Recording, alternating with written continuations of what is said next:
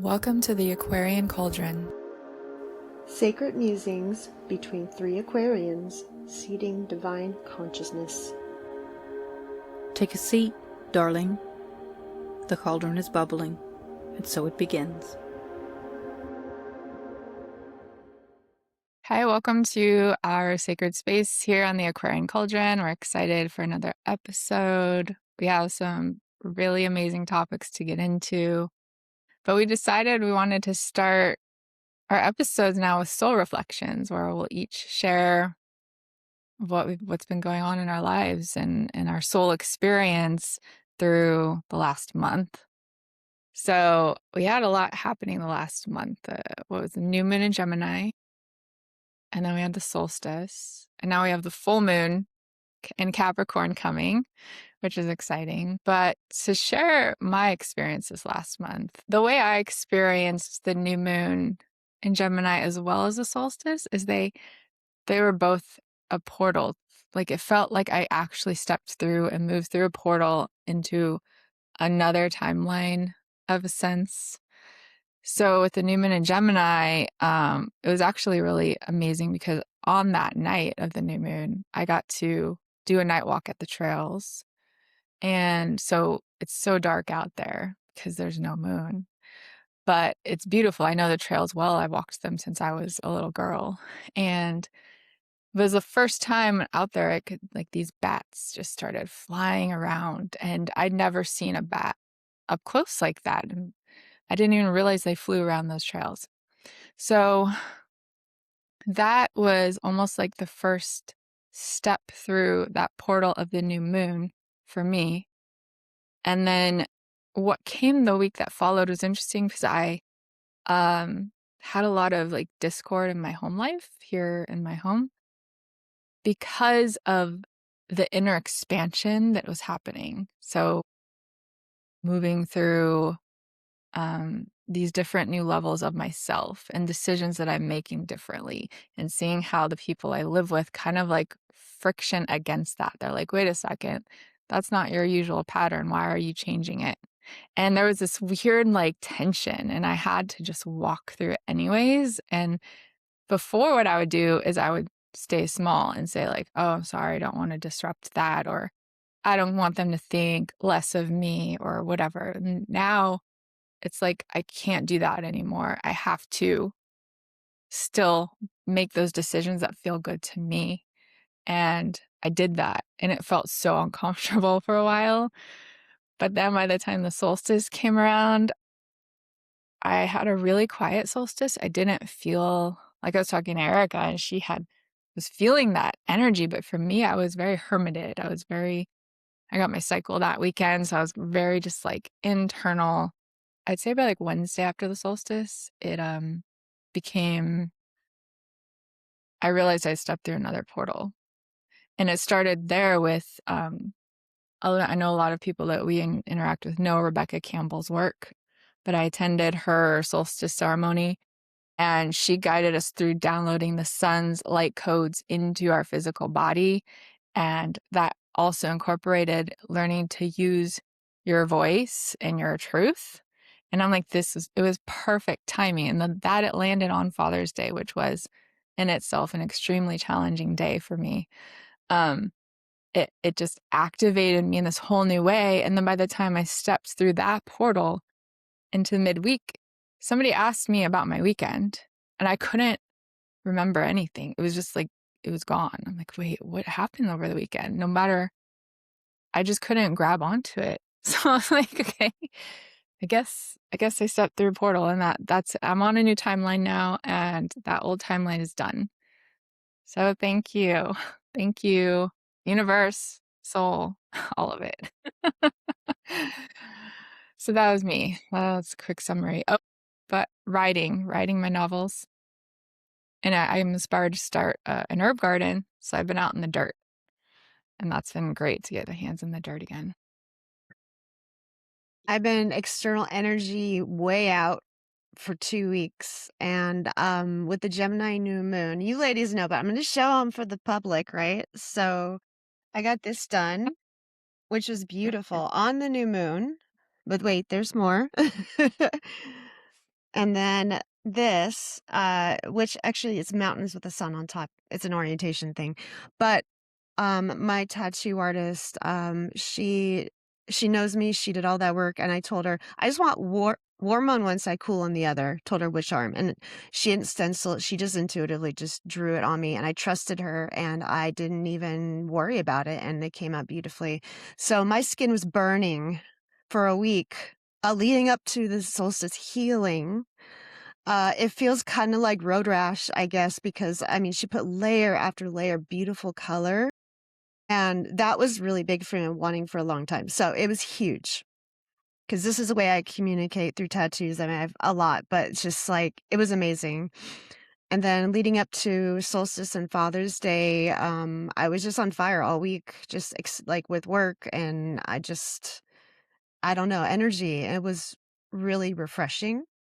And then Father's Day was kind of quiet. Husband was gone. And, I took the kid to karaoke. He saw him shine just like he sang, couldn't get off the stage, and it was beautiful. I have all these videos.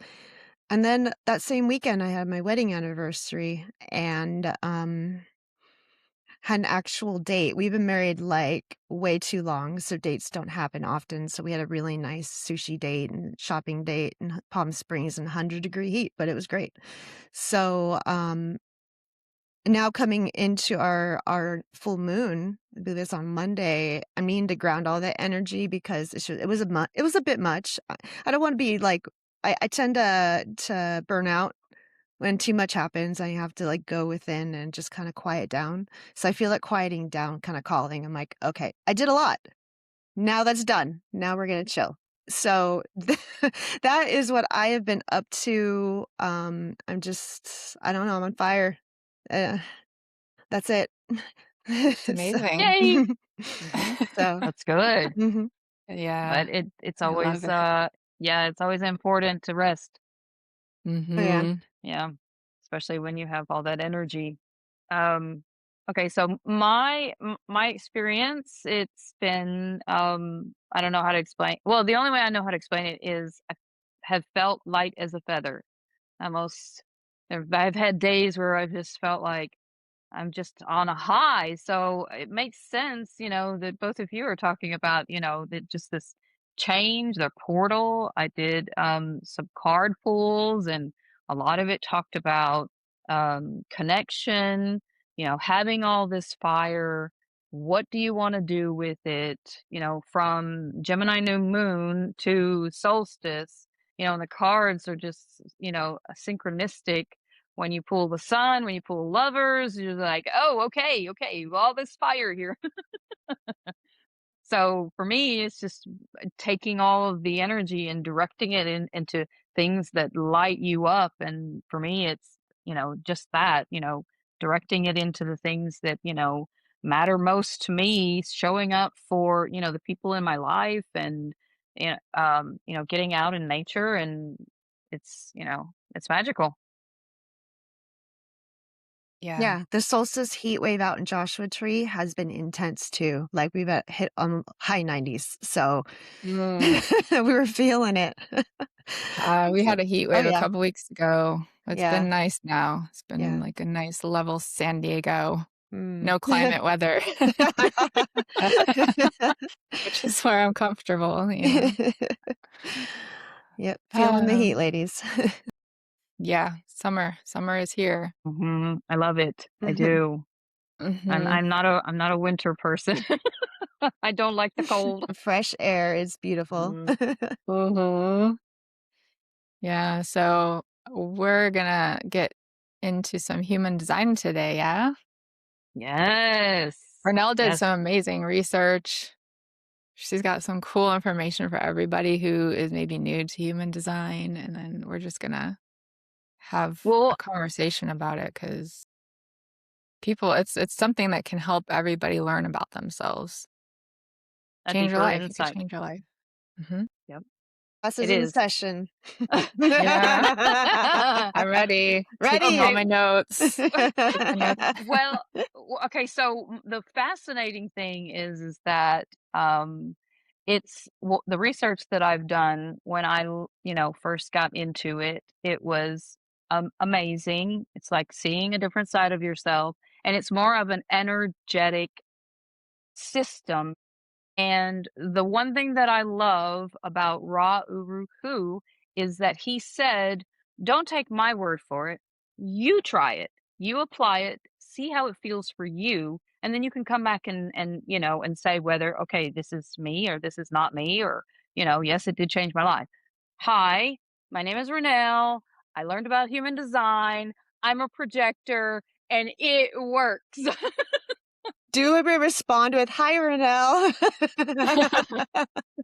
Okay, that's fine. Yeah, sounds good. Okay, so I took notes and I know I shared it with you girls. So I'm just gonna do, a quick overview. Human design is the map of your energy. Think of it as a blueprint created the moment you were born.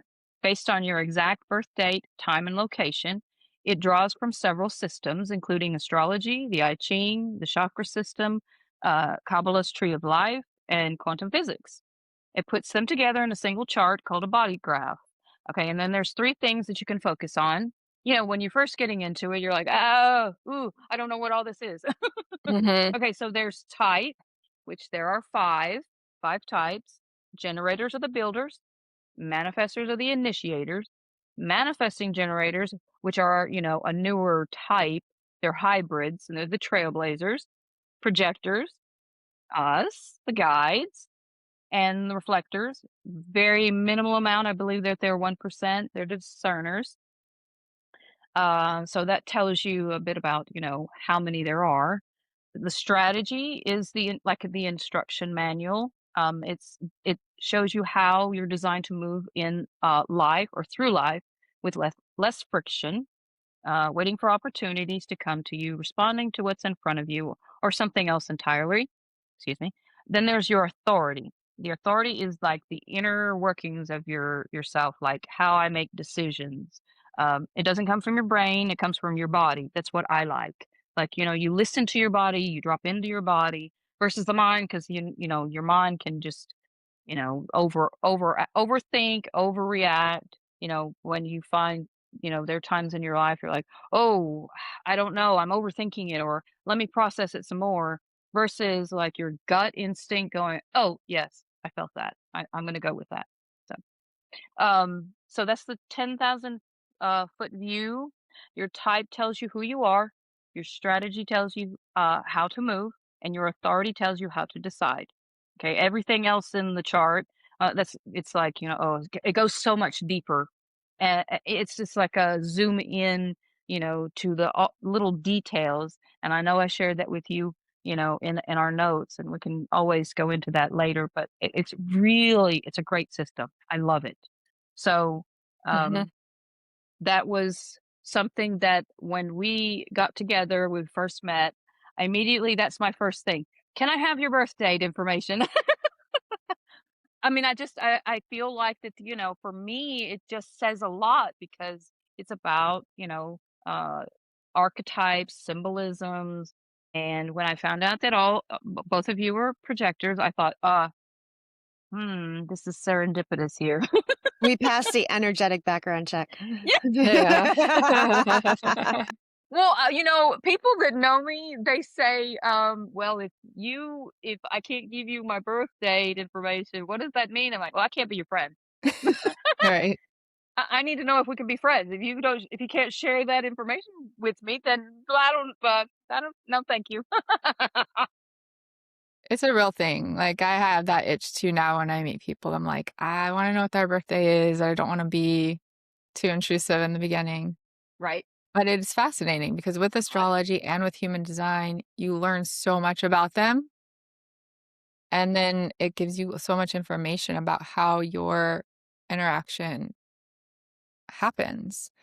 And for me, it helps me understand, like, okay, this is how I operate, so I can go in my own self and understand if an interaction triggers me in some way. mhm, And I'm like, hold on, that reminds me of this aspect of myself that I learned from this piece. So then it helps me work through it easier rather than be reactive and blame it on them. mhm. Though there are times where other people do need to take their responsibility.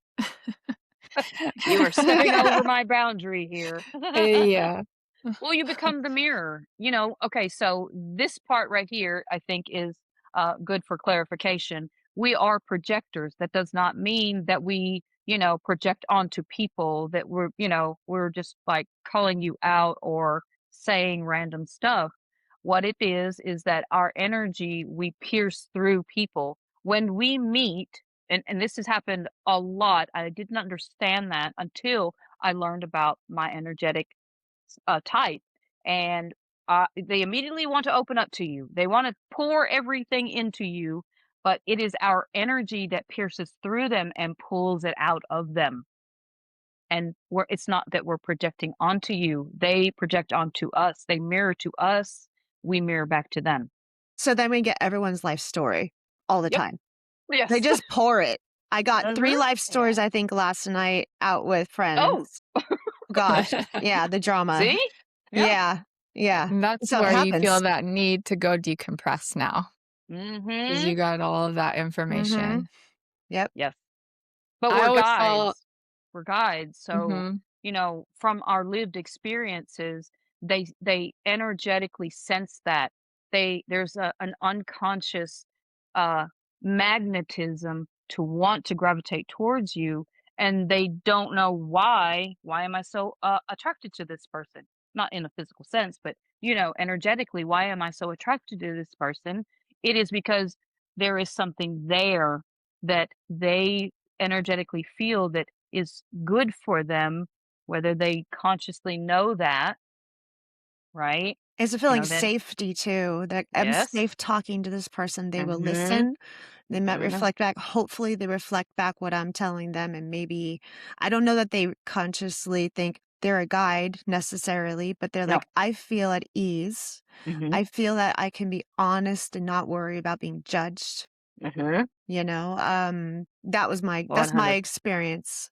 I used to be a financial planner for students at a college for financial aid. That's my my day industry. Still in it, but I used to do one-on-ones, and I can't tell you how many life stories that our meetings would evolve to like soul sessions. It's just like, "Oh my god, my life in this." I'm like, "Okay, whew." I'm like, "I honor that, and we'll talk about for a few minutes, but we really do have business to attend to." But, Mhm. I had favorite students who call me just to talk, and I'm just like, "Oh my goodness," it's exhausting for me, but fulfilling, and I just gotta, not let it happen. I got boundaries. So as a projector, I'm like, "Okay, I might be able to go into you in a very targeted, unconscious way. It's not an automatic thing for me, and you feel that, but it's conscious of our energetic fields and boundaries where that's enough. Like now we need to be quiet, and I need to get that off of me. Thank you for sharing. You know, as a tarot reader, that's what you do. You hear the life story, you hear the problem, and as a projector, I'm natural reader. And then after that, I have to cut that cord from what we talked about. And for me, it's a challenging because I can tend to feel attached to that person because I feel that I know them now and they know me. And it's a feeling of kinship going, we reflected back to each other and we're now friends. Whether the friendship lasts in that moment, we are bonded. And that's what projectors do when you find that kinship and that reflection. And it's beautiful. Exhausting, but beautiful. It's just like, yeah. And then afterwards, I have to cut the boundary and go, okay, that was for that moment and it was lovely. But they're not really like, unless I'll make one reach out going, hey, like we should talk more. And if they don't reflect it back, that's cool. We had a moment and I'm not sweating it and it's okay. Well, even in the projector profile, there are different types within projectors too. Energetically how they operate. Overall, a projector is supposed to wait for the invitation. It's you can't the other person can't will not accept or take it into them. If you just you see something, this would work for you, but it's hard because would they even accept it? So I like to say, if you're interested, I do have this, and this that might, be of interest to you to help you. And then if they say, sure, there's your in, Mhm. otherwise you're going to circle around and that whole bitterness and frustration comes up immediately. And like Yeah. I said before, I just won't go there. It leaves because we don't come with, energy ourselves. We pierce into others. We absorb, everyone else's energy, and it depletes us quick. So it's good to step away, rest, recharge, and then come back again. Yeah, I found in my experience, before I knew I was a projector, I would often want to help, help, and help, and help, and help, not realizing that I wasn't waiting for the invitation. And that's why so much friction, part of why. I mean, there are other aspects involved, but part of why there was so much friction and I was met with so much friction is because I didn't realize I I could see right into the problem and right into them and what would really help them. But before I understood that I needed to be invited to offer, and I was never an intrusive person as it was. It was just like in a conversation, like friend to friend or whatever dynamic it was. I would just share from my heart, like, oh, this is what feels good. And then I would feel them like pull away from me. And I didn't, it was the most confusing experience. So now it's, and we're gonna get into the types a little bit, but being a mental projector myself, I find it hard to still like not do that. It's like because I do need that verbal interaction to understand myself in situations. So I have to make sure of what is the difference. Am I engaging in this to get just feedback for me, or am I engaging to give them advice that they haven't asked for? So yeah, it's a practice for sure. Uh, it's Uh, tricky. mhm. Years and years ago, before I even knew what human design was, early in my I guess pagan days, I was still very new to it. But a group of friends and a friend of mine said, "You know, you give too much." I'm like, "What?" She's like, "You give and you give and you give, and you never ever ask for anything in return. It's just you give yourself away." And I was like, I never, no one ever called me out on it. She did very kindly, and I actually really appreciated it. It was in a conversation we are having. I said, you're right. Like, I never put that together um, in that Mhm. way. I was also in my Saturn return Virgo, ladies. It's not fun. But, it was just like, that was eye opening to me. I'm like, I do give and give, and I never ask for that favor back or that return energy. I just feel satisfied helping. And I'm like, I should not help so much unless it's warranted and needed. I shouldn't give my energy away. Yeah, that's And, the boundary, right? mhm. Putting that boundary there. Mhm.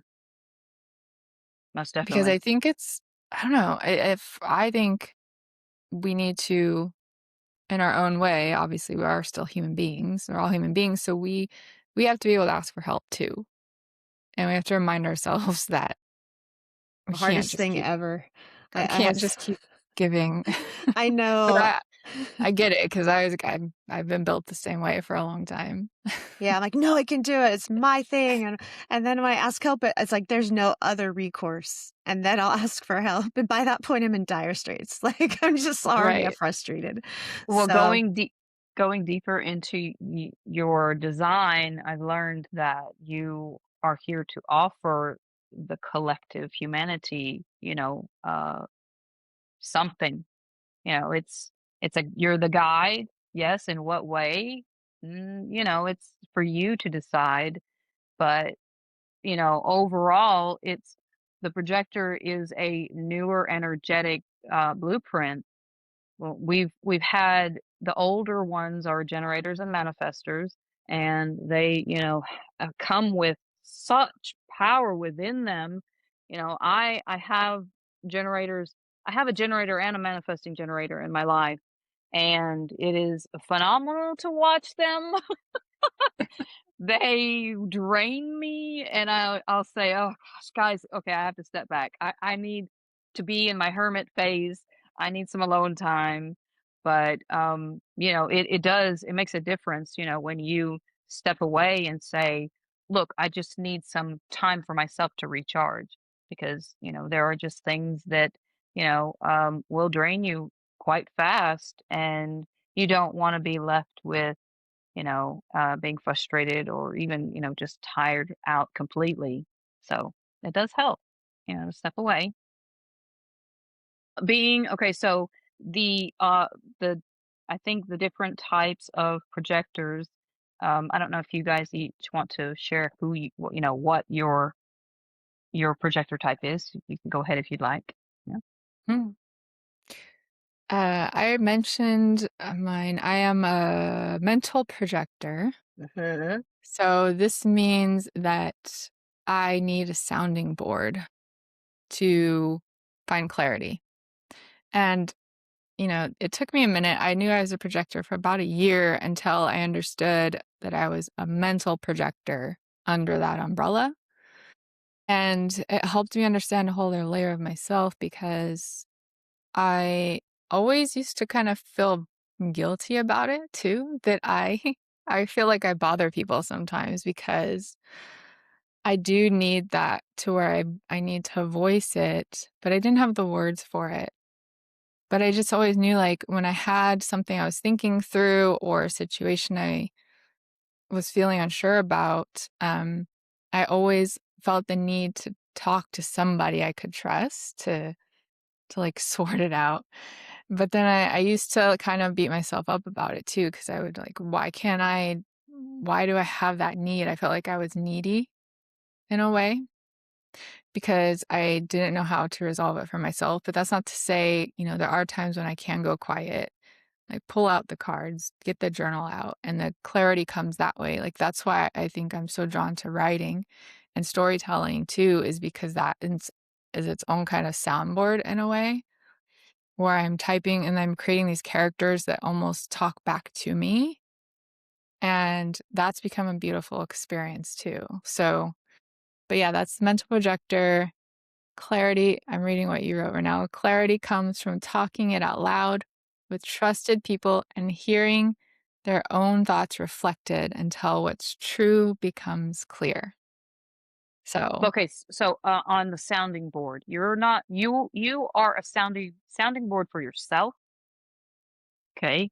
And they come to you, they talk to you, they tell you everything about themselves, even little secrets, and you think, "Oh, okay, did I need to know that? That's okay." right.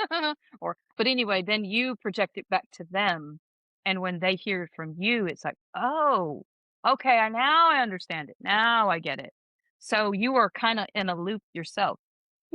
So when you reach out to us, in this safe space, we can mirror it back to you in that way. Yeah, I guess that makes sense too. I do, and I think I am such an open-minded and open-hearted person. And so I think that unless somebody's coming at me, like threatening, that's usually the only time I feel anger, is when there is injustice of some kind.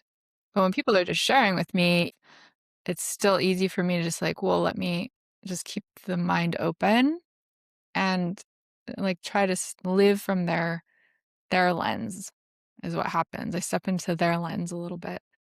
So I don't know if that's all part of that, but Yes, it is. It's your incarnation cross. okay. Yes, we could talk about that later, though. Yeah. Yeah. Yeah. Another layer of human design. What about you, Erica?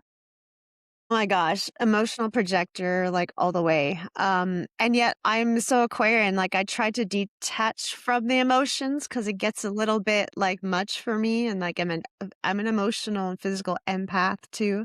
But over the years, I know I pretty much block it all the time just because my own health, so and energy. But yeah, and in your notes, Miss Renell, you say, clarity arrives only after writing out the emotional wave for a few sleeps before making a decision. And that is me. It takes me time to process it. Not too much time, but I like to sleep on things. That's why I make decisions.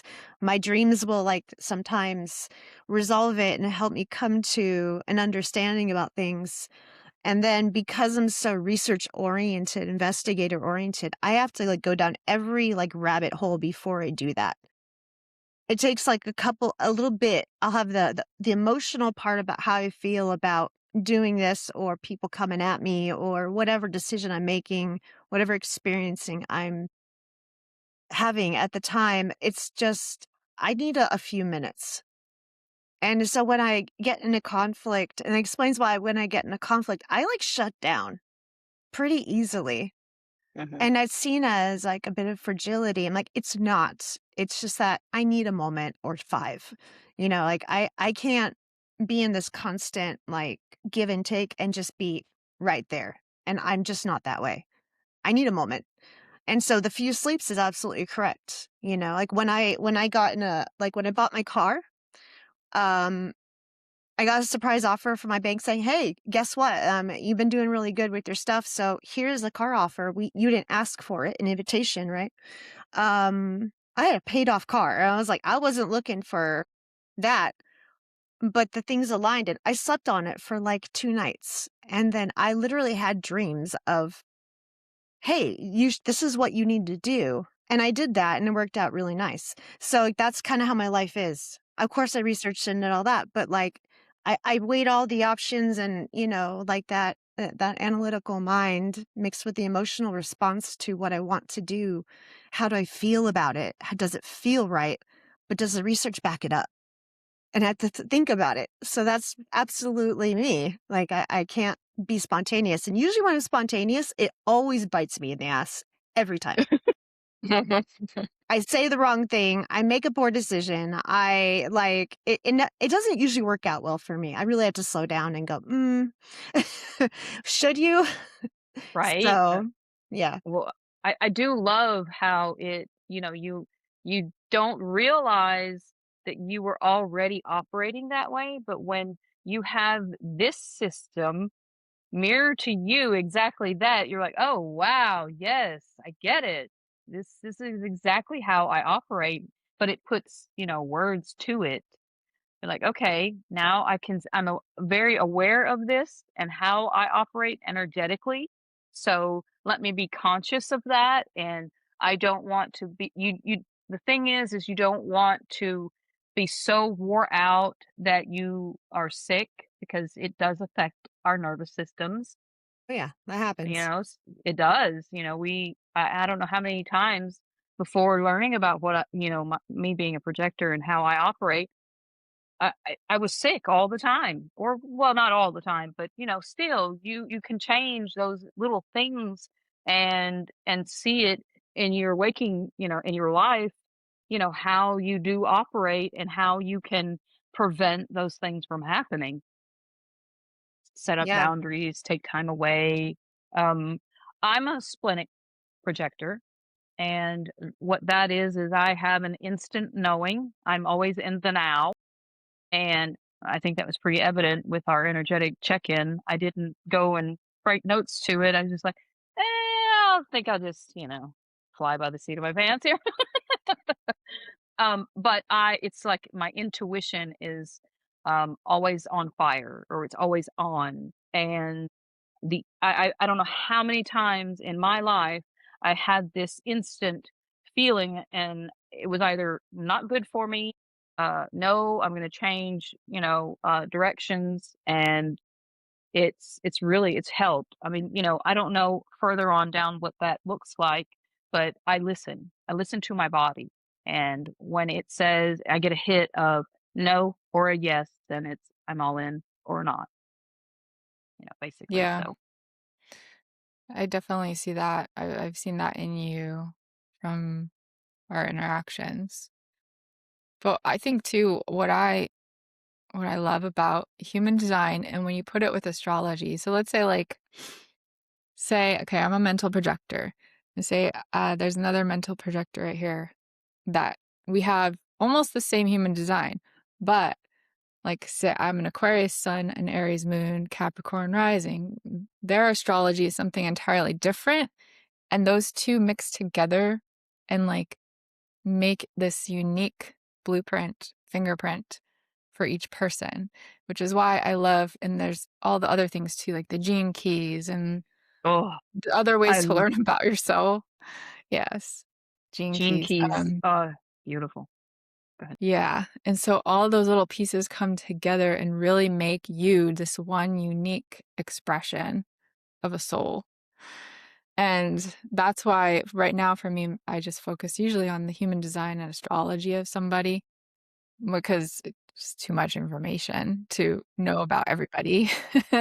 But um, I really love that because as you guys share, I can also see your astrology blueprints come through the human design expression, you know, as I do with myself too.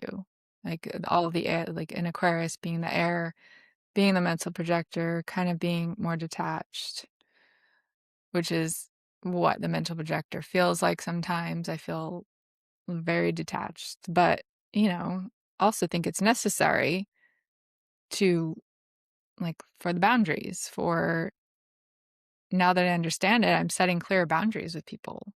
So it's Well, amazing. that's your profile. You're a 6'2". You're a hermit. Part of you is a hermit, so you have to, take time away. Part of that is also, not depleting your energy. You need that alone time. You need that detachment. That the detachment is not, a bad thing. It's self-preservation. That's really what it is. It is, yeah, I agree. It's a You know, necessary coping skill, right? It's like yeah, it just gets a bad rap. It Like really does. so many other things that society has put a bad rap on. Mhm. Um, Mine is super interesting because I'm like a Pisces sun, an Aquarius moon, and a Gemini rising in my natal charts, and so my poor Pisces is just drowned out by air. Like it just has no chance. Like it, the older I get, the less I feel it, and I'm like, eh. Because I'm so like, as I've just gotten older, I'm like, I don't have time for these feelings and these things, and they just get me in trouble. So let's to really like stop and think it through, self. um, so it makes sense. I'm like investigator and opportunist. And even though I have that flowy Pisces, and I can be that way, and I try to be, that's the not being able to argue thing, and I just like shut down. But on the other side of it, like once I've thought something through, I'm pretty cool on how I feel about it. And that Aquarius in me is just like, that's it. Like, that's it. Take it or not. Like, Mhm. I mean, and then the Gemini, I love Geminis and I love having the Gemini energy. I thrive in it. It's just like, I always heard it like, what is it? The jack of all trades, master of none, the Gemini. The splitting of yourself in different parts, I can easily just like change depending on who I'm with. Like my personality, it's not a fake person, it's just another element of my personality. I can just choose to be that way and get along with almost anybody. yeah. Almost. The So shapeshifter. yeah, I'm a shapeshifter and it's my secret superpower. It's fun. It's enjoyable. It's good. I like that. I'm a 2-4, which I share with, let's see, I share my 2 with you, Alicia, and then I share my 4 with you, Erica. And it makes so much sense. I always see, I don't every time I think about it or look at it, it reminds me of the pyramid, for Mm. me. And it's the 2-4 is a hermit opportunist, which means that I need time for myself.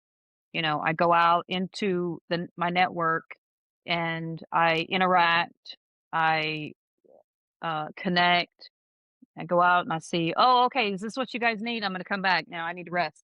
I'll bring it back to you later. I'm going to disappear for a little while, guys. Was telling you guys about my nightly decompression. Like this, my pattern is, I have a family, they're loud, it's exhausting a lot of the time, or my day's exhausting, whatever it is. At around 7 o'clock, I'm pretty much turned into a pumpkin. I'm just like, I think I'm done. And I just quietly go into my room. I don't make a big scene of it. I go make some tea and I mostly close the door. The door is not closed to my family, but it's my time. And it's They called know. yeah, it's mommy time. Like this is my time to if I don't have this time, I am not a pleasant person. Yeah. And I get anxiety and I get not angry, but I get grumpy and I get snippy. And it's like, it's for all of us benefit, this whole house's benefit that I have this time. So I have roughly 2 hours. Sometimes my kiddo comes in and watches TV with me, quiet time. That's fine too. But yeah, and it's just taking care of yourself, right? It's the hermit mode. I need it daily. So, I do too. yeah. Mornings and afternoons are quiet time for me, Mhm. even though it's, you get up and I don't know, I find it so enjoyable when I do have my own time. Mhm. It's life is demanding, adulting sucks. It does. I'm over it. Same. I Me Yeah. want to tell too. my younger self, like, so eager to grow up and be an adult, or, younger self, I wish I was a teenager. Oh God, like, I'm like, hey, little one, you have no bills, you have no job. All you have to do is go to school and play. Like, that's the life right there, right? Like, I figure, like, if I could get back to that point, like, in after retirement, like, I've made it. I've made it. Woohoo! Not I there feel the yet. same Close. way. Yeah, I feel the same way. I always say, like, just to have the house, the money to pay the bills, and just quiet. That's all I Yes. need. That's all I've ever The wanted, you know? yeah, I always call it the get off my lawn era. I'm pretty much there. I'm just like, this is my place and don't bring it here. Like, get off my lawn. Yeah. Well, I think we're coming up to the next section is to talk about the solstice and the sun card, which several of us pulled on the solstice for our daily card, Yes. which beautiful, right?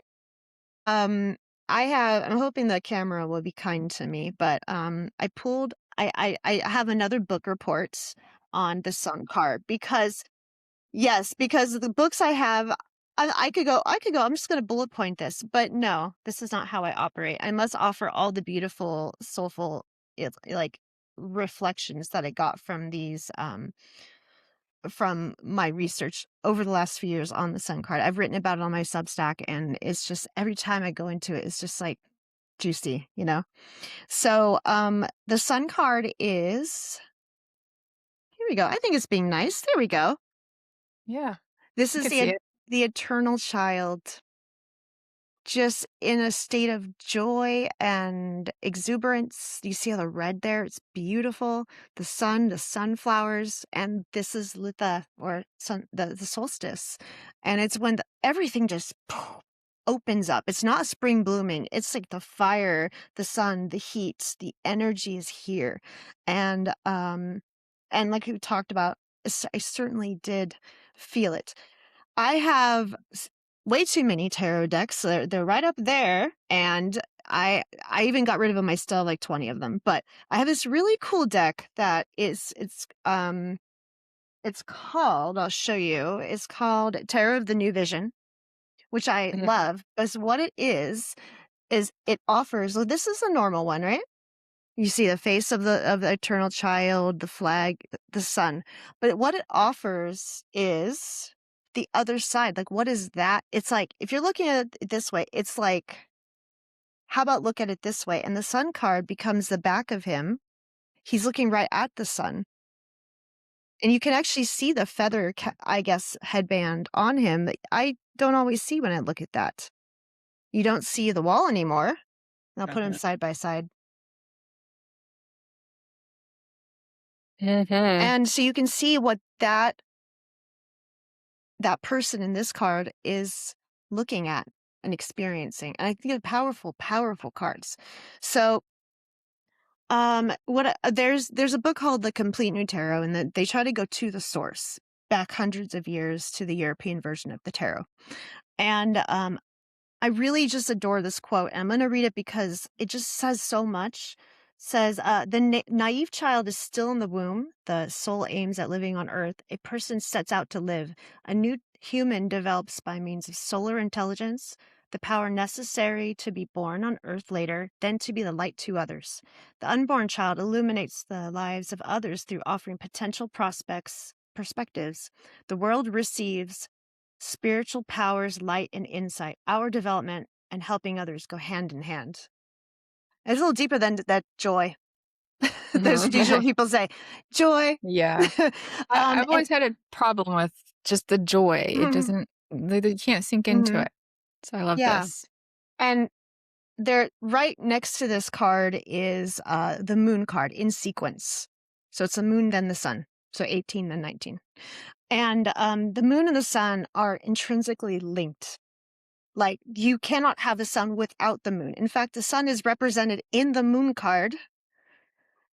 And there's like kind of a dual sun moon, representation in the shadowy background.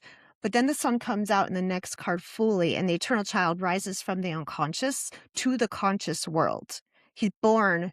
It's like born again to experience what life has to offer their energy to the world, to their environment. And it's like, it's just, it's a big concept, but we do this, right? We feel that sense of renewal. That's the sun card. And in that renewal, that's where we find the joy and the enjoyment. The inner child comes out to play. And it's just so beautiful. That's like summer solstice rituals are like so energetic and just happy, right? It's, yeah.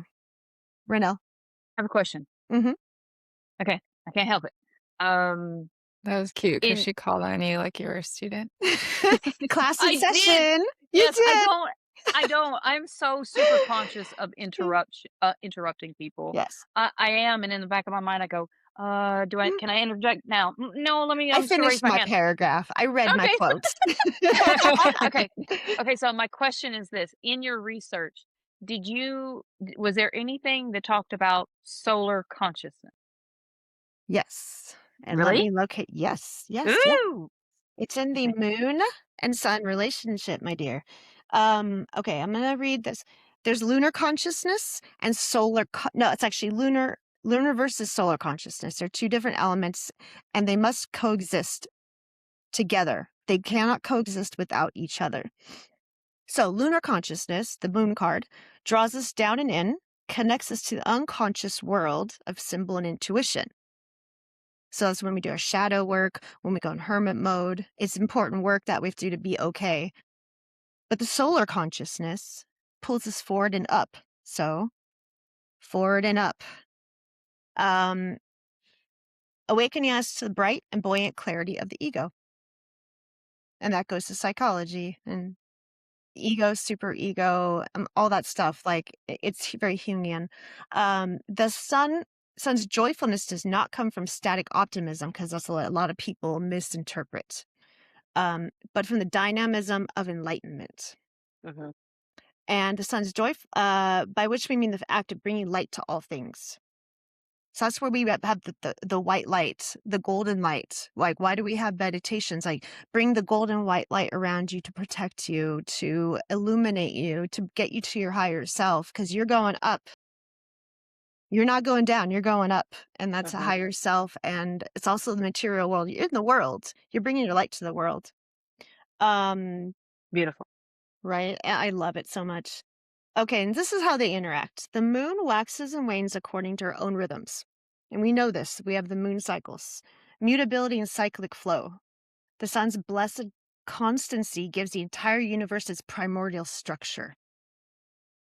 It's the illumination of the conscious mind, often experienced as an eruption from the heart. It is the eternal child as the ego hero, reborn, fully conscious, open-hearted, and ready to live. And that's just beautiful, right? It's just a beautiful sense of renewal. And all this stuff was from Tarot and the Psychology of the Soul by Mariana Lewis. That's a passage from her book, and highly recommend. It's beautiful.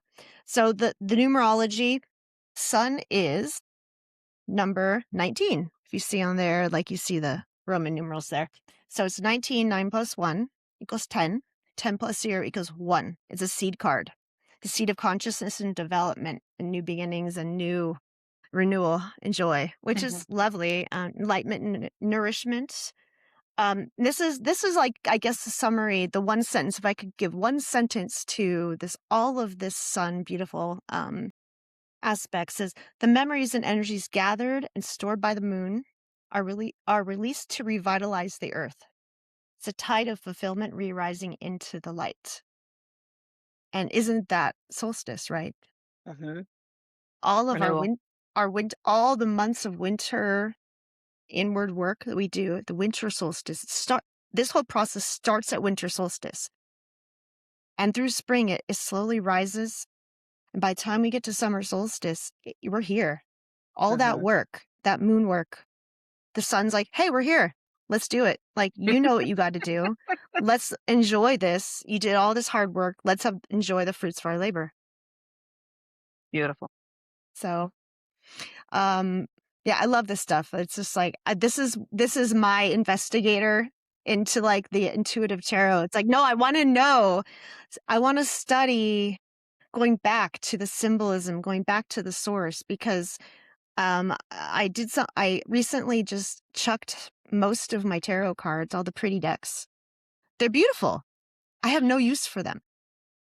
The symbolism is not on the card anymore. It's a beautiful artistic, interpretation of some themed deck, but I really can't anymore. It's like the symbolism of the sun, for example, is so rich. Like, that tells you a novel's worth of interpretation versus a deck with just a sun on it. And that's just because my practice is going into research, so I need to go back to the source. I kept a few pretty decks, but those were just like favorites I had attachments to. If I have a pretty deck and I'm reading from it, I don't look at the images usually. I just look at the name of the card just because I know what the card means. It's a bonus if colors and symbolism and, the illustrations tell me more. But generally, I'm going back to the source. So every time I have a podcast, I'm going to give you some source material. I'm so excited. I love it. That sounds good. I like Yeah. that. Yeah. I find that, with every new deck that I work with, I like to reference the book, because for me it feels like in the beginning of my journey, I will say this. In the beginning of my journey through tarot and oracle, you obviously you want to learn everything that you can possibly learn.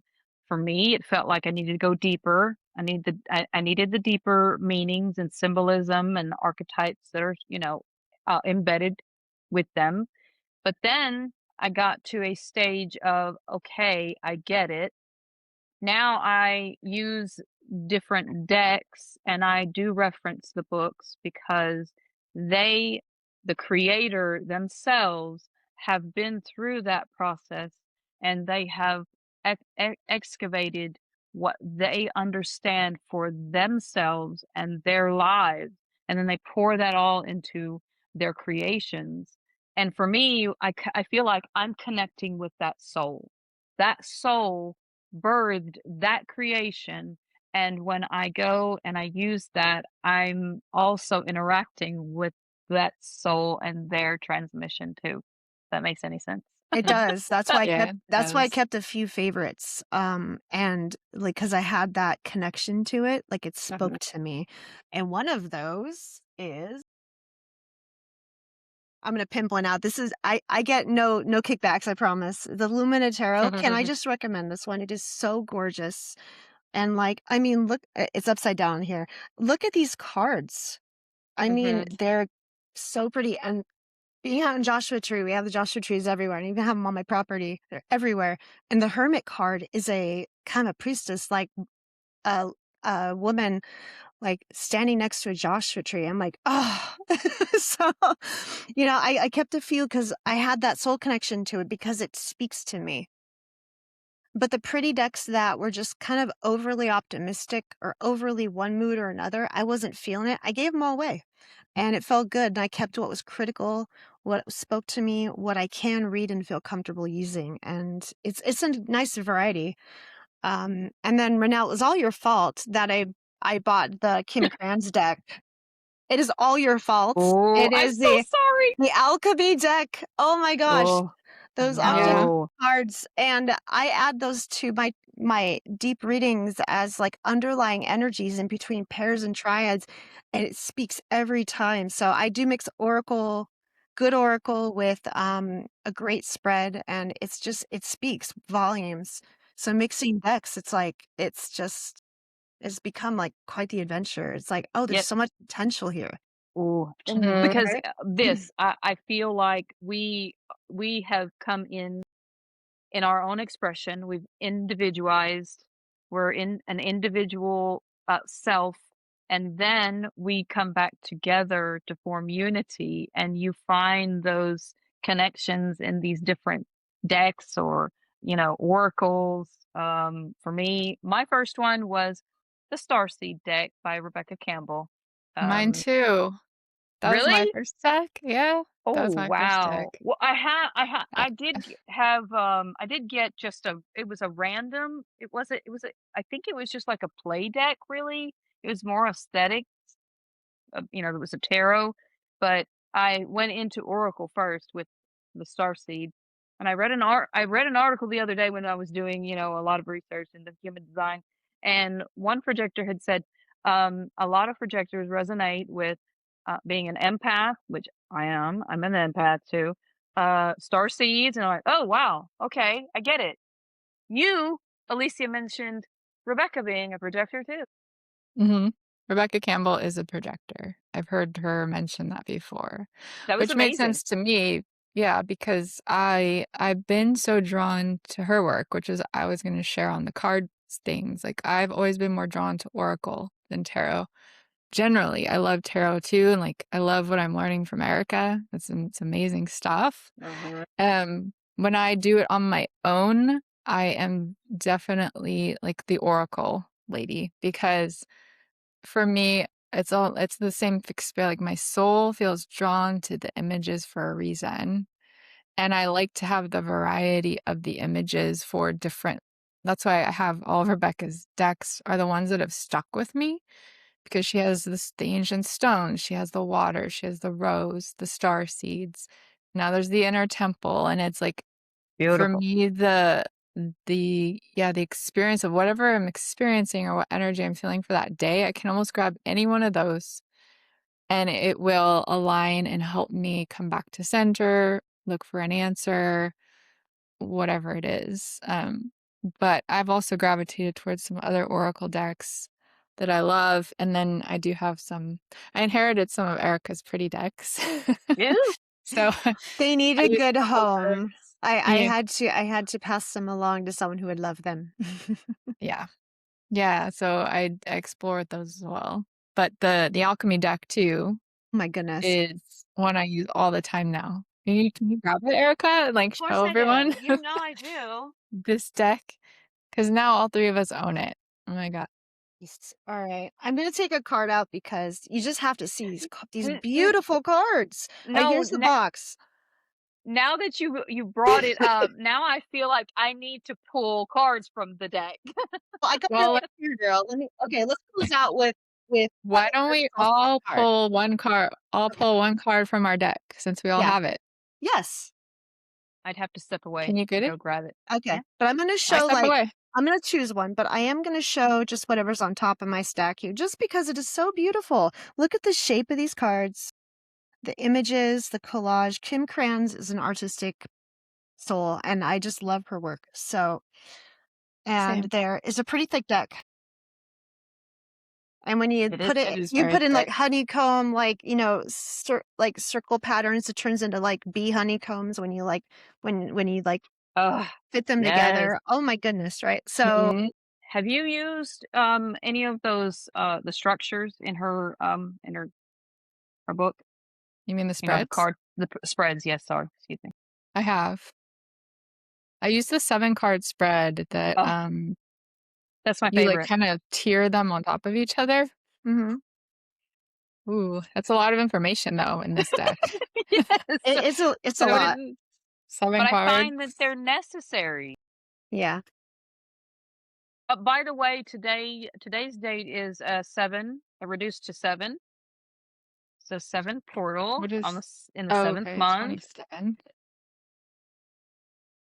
Alright, I have my card when you guys are Oh, ready. getting mine right now. Oops, I dropped it. Ooh, I don't think I've ever pulled this card yet. Do we want to read them out loud?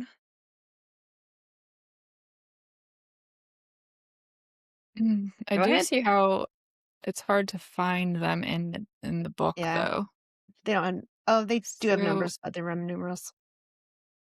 We they can just do, go off but based off images, though, like I don't know Roman numerals that high, yeah. though. I got the Drowned Ooh, King. that's Hmm. ego. Yep. And I have the great work with all the beautiful roses. Look, there's 3 Wow. roses for us, right? 3 roses. So, what'd you get? And Oof. another rose, see? Red and white rose. Yep. So, here's our work, our Red podcast, snake. our beautiful work we do together. Yeah, this is it. I have no idea. Let me see. XL.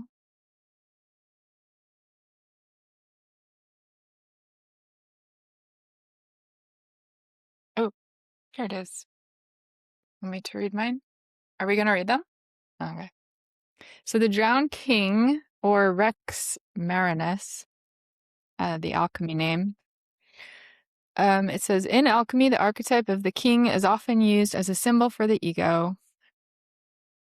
the aspect of the self that is attached to its title, name, and identity. It is said that the Drowned King is a required phase in the process of transformation. Only through dissolving who they thought they were is the king able to become who they are destined to be, a kind and benevolent leader. How does the drowning occur?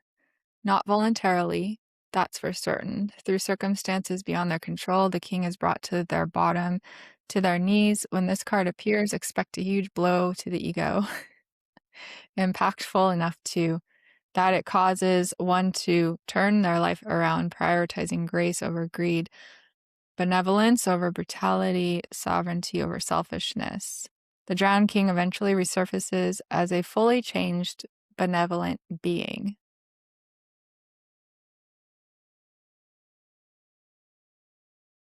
So, look out, Wow. guys. You might be getting a call from me, and I don't know what happened.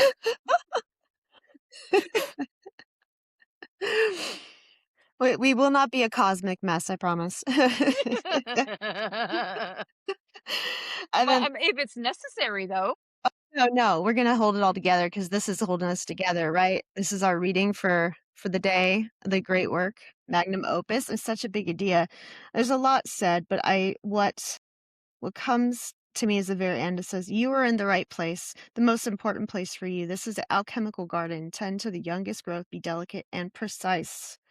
It's it shimmers in the distance, promising purpose, achievement, understanding. When we get there,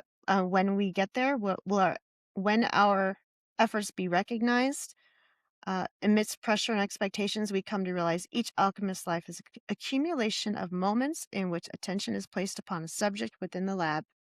So it's very intentional, careful, like, this is our work, this is what we do. This podcast, our goddess hour, our purpose, and I just love that we have the 3 roses. I'm just gonna declare it's the 3 of us because I can. It I think it's it beautiful. is. Yes. It is. Very beautiful. Yes. The red and white rose plus sepiatum. If I said that right, I hope I did. This is Kundalini awakening. This is an activation. This is a coming together. You see how, it's wrapped around the rose. This is the soul. This is just my interpretation. This is the soul and an unfolding. Yeah. That's how I feel. Yeah. Anyway, So in the laboratory, the merging of red and white, it's an exquisite moment. It means something is coming to life before the alchemist's eyes. It's not threatened. It's let's see. They're mixing made pink.